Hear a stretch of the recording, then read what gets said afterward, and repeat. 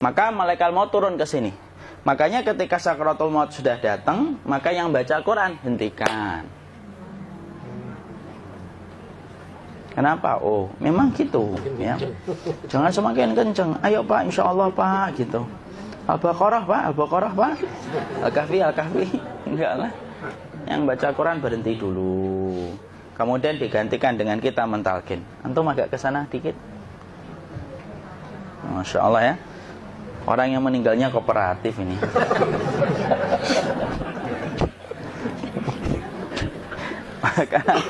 maka agak ke sini ya. Maka disunahkan kita untuk mentalkinnya. Nanti ketika mentalkin jangan terlalu sering, jangan terlalu membebani. Jangan terlalu sering itu la ilaha illallah, la ilaha illallah. Enggak gitulah. Berat nanti dia ngerasakan. Di situ Imam Qurtubi juga menyampaikan, jangan terlalu sering karena itu memberatkan dadanya. Jadi ketika mentalkin, saya sampaikan, boleh diganti atau enggak Ustadz? Enggak lah, talkin itu ibadah. Ibadah itu tauqifiyah. Tauqifiyah itu enggak usah diganti. Karena Rasulullah mengatakan, lakinu ala mautakum la ilaha illallah. Talkin orang yang meninggal di antara kalian dengan la ilaha illallah. Enggak usah diganti Allah Ustadz yang lebih singkat, lebih pendek. Tidak usah. Subhanallah Ustaz, tidak usah. Kenapa? Karena talqin sudah ditetapkan ucapannya oleh Nabi, begitulah kita mencontohnya. Jadi tidak usah diganti. Cara mentalqin, jadi kalau keadaan sudah tenang, tolong kalau sudah sakaratul maut jangan ditinggalkan. Karena sesungguhnya pertempuran setan itu pada detik-detik kematian semacam ini. Dan betul-betul berusaha untuk menjadikan dia murtad. Nanti makanya di situ di buku nanti dibahas kan, pertempuran setan itu sampai detik-detik orang mau mati itu sudah ayo kufur, murtad aja tuh, kamu sakit kan? Nah, itu kayak gitu. Makanya jangan ditinggal. Capek gitu kok nggak meninggal gitu ya. Udah gantian mas. Dan jangan kemudian meninggalkannya. Mangkat dulu gitu. Tidaklah, janganlah. Terus ditampingi terus. Kalau bisa, ya sudahlah berikan waktunya kita untuk sementara waktu itu betul-betul berkhidmah kepada orang yang kita cintai terakhir kalinya. Cara kita kemudian mentalkin adalah, yaitu adalah di sebelah kanannya, la ilaha illallah.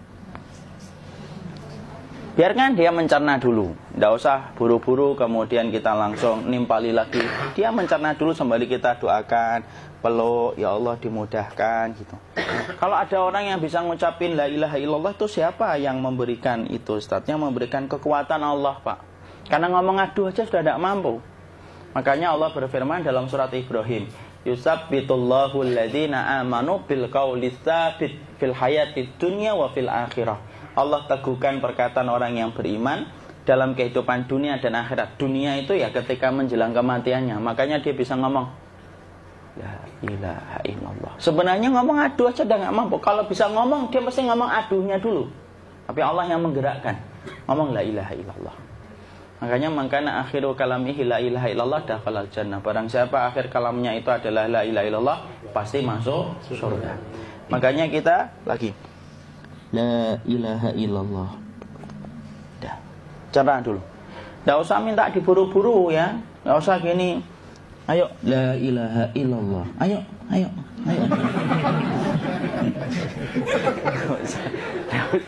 Enggak usah gitu.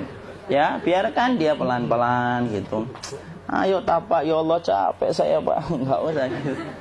Dia ucapkan la ilaha illallah. Kemudian dia mencerna. Lalu kalau dia sudah mengatakan, untuk mengatakan la ilaha illallah. Ya, kalau sudah mengatakan la ilaha illallah, berarti sudah. Tidak usah ditalkin lagi, tidak usah. Belum meninggal juga Ustaz? Tidak apa-apa, biarin aja. Dia di situ aja. Kecuali dia ngomong lagi dan gak usah diajak ngomong alhamdulillah ya Pak, ya Allah gitu.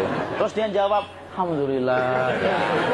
Itu berarti ucapan terakhirnya alhamdulillah. Atau ketika habis ditalkin la ilaha illallah, dia ngelihat air. Nah, itu berarti ucapan terakhirnya air. Talkin lagi. Nggak usah marah. Aduh Pak minta air.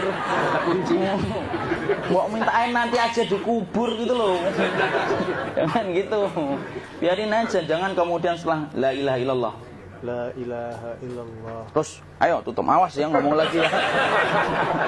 Nggak usah gitu juga. Maka kemudian setelah la ilaha illallah sudah, nggak usah diajak ngomong gitu. Terus kemudian nggak usah ada anaknya perempuan, ya Allah Pak, sudah bisa ngomong la ilaha illallah, usah gitu. Cukup dalam hati alhamdulillah gitu. Diam kita dengerin gitu. Disitulah nanti biasanya tadi detik dia terakhir. Dia nanti ngeliat di sini Pak, prosesnya itu. Nanti kaki langsung sebagian jempol dingin dia. Kaki, telapak kakinya langsung kalau kita geningkan dingin kayak kaki yang kena AC langsung. Kemudian dia langsung ningkup gini, dikit dia, mulai kaku dia. Atau kalau enggak, gini dia. Langsung kayak jatuh, kayak kepala nanti yang paling terakhir. Kepala itu pasti ada gerakannya Pak, ini meninggal itu. Pasti gitu. Pasti gitu. Karena apa? Sudah tidak ada beban ruh yang menahannya. Ya, cabut ya, set pelan, maka kemudian malaikat itu. Tapi tetap sakit lah, walaupun dikatakan ringan, tetap sakit. Maka kemudian sakit gitu, ngelewatin sini, jantung kemudian sudah tidak berfungsi, kemudian ginjal Pak, ngelewatin ginjal tidak berfungsi. Bapak bayangkan kan, kalau yang pernah sakit batu ginjal Pak, sepakat nggak kalau kita batu ginjal itu sakitnya luar biasa Pak? Itu baru titik batu kecil di ginjal. Kita bisa bayangkan tiba-tiba ginjal tidak berfungsi. Sakitnya kayak apa Pak? Tiba-tiba ginjal nggak berfungsi, pankreas naik, kemudian tek jantung. Jantung ini dia masih hidup dia, di sininya masih hidup walaupun jantungnya sudah berhenti. Naik. Kemudian mata, dia ngelewatin mata. Organ tubuh yang paling setia sama ruh itu mata. Maka kemudian mata dia ngelihat dia, ngelihat keluarnya, naik dia. Ya dilihat ini sama dia. Makanya Rasulullah mengatakan innar ruha idza qubida tabi'ahul basar. Ruh itu kalau dicabut, mata itu ngikutin kemana perjalanan ruh itu. Makanya ada yang meninggalnya gini. Ya itu bukan tanda su'ul khatimah. Itu tanda fitrahnya mata ngikutin ruh. Atau kemudian bukanya sedikit. Ada yang kayak senyum Pak. Ada yang kesini yang keringetan. Nah, itu tanda husnul khatimah. Ada yang senyum. Jadi sakitnya setelah selesai itu plong gitu loh. Makanya kemudian ada yang tersenyum. Maka itu tanda. Kalau kita ngelihat orang yang membuka mata kayak gini, tidak usah takut. Cepat-cepat kemudian kita nanti tutup. Biasanya kalau terlalu lama, itulah yang menjadikan ini tidak bisa ditutup. Makanya harus pakai kapas akhirnya. Karena apa? Karena pas meninggal nggak langsung ditutup. Biasanya karena perawat takut, dokternya juga nggak tahu itu, dibiarin itu. Makanya ada beberapa mata yang ditutup pakai tensoplas kan? Sebenarnya kalau langsung bisa nutup dia, fitrahnya nutup mata itu. Jadi kemudian kita baca Allahumma firlahu warhamhu wa'afihi wa'fuanhu atau bismillah wassalatu wassalamu ala rasulillah, tutup. Bismillah. Tidak usah takut. Kecuali buka lagi ya, ini baru kita kabur bareng. Kalau buka lagi Pak, insya Allah Pak, ya Allah ya kita kabur bareng-bareng Pak. Diusap Pak, diusap gini. Enggak disenggol gini enggak. Begini kan, sudah meninggal dunia. Tangan boleh begini, boleh diluruskan, tidak ada ketentuannya. Boleh gini, boleh kemudian lurus. Tidak usah disalahin kalau ada yang lurus. Lu itu tangannya gimana sih? Posisikan kayak sholat. Tidak ada perintah kayak gitu. Jadi kemudian dikondisikan saja. Terus maka kemudian dipijit-pijit, akiknya dikeluarin. Kemudian jamnya dilepas, gigi palsunya dilepas kalau ada. Ya. Kemudian apa setelah itu? Coba buku.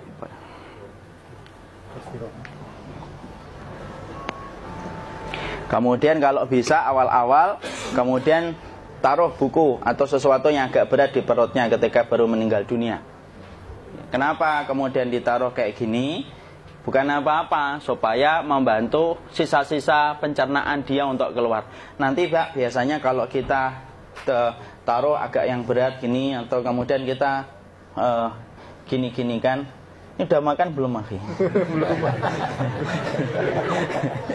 Udah makan belum makan kok udah gede ya? Maka pencet-pencet kayak gini biasanya nanti ketika dimandikan, nah pas dimandikan diginikan saja. Aduh. Nah ini dia sudah keluar di belakang, dia gini. Terus nanti keluar dia. Nah ini keluar langsung di belakangnya. Dan memperlakukan orang kalau sudah meninggal dunia itu yang lembut gitu. Kenapa? Inna kasra admil mayyiti kakasri admil hayyi. Mematahkan tulangnya ketika orang sudah meninggal dunia itu lebih dia rasakan sakit ketika mati daripada ketika masih hidup. Tuh Islam itu sampai sama orang mukmin itu kalau sudah meninggal aja sampai selembut itu. Kok hidup kasar itu kebangetan dia jadi orang itu.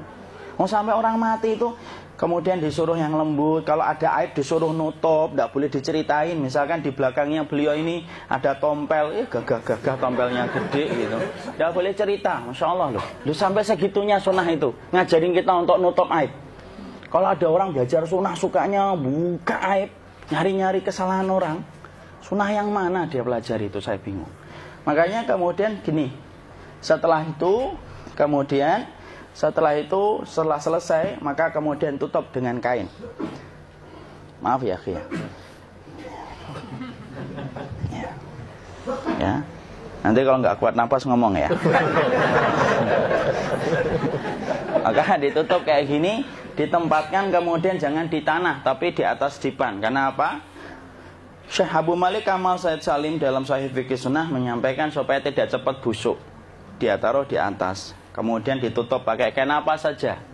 Ya, sembari nanti kita mempersiapkan tempat mandinya, tempat kafannya dan yang lain sebagainya. Maka kemudian kalau ada yang datang boleh dibuka. Kemudian kita menciumnya, mencium ininya apa? Kemudian keningnya. Kemudian kita berdoa, nutup lagi kayak Rasulullah ditutup, kemudian yang datang terakhir itu salah satunya Abu Bakar.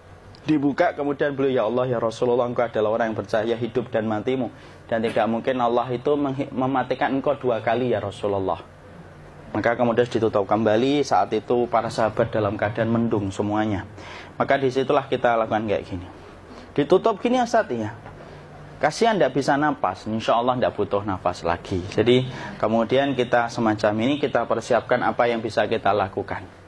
Nah itulah proses kematian dari sakit sakaratul maut sampai kematian.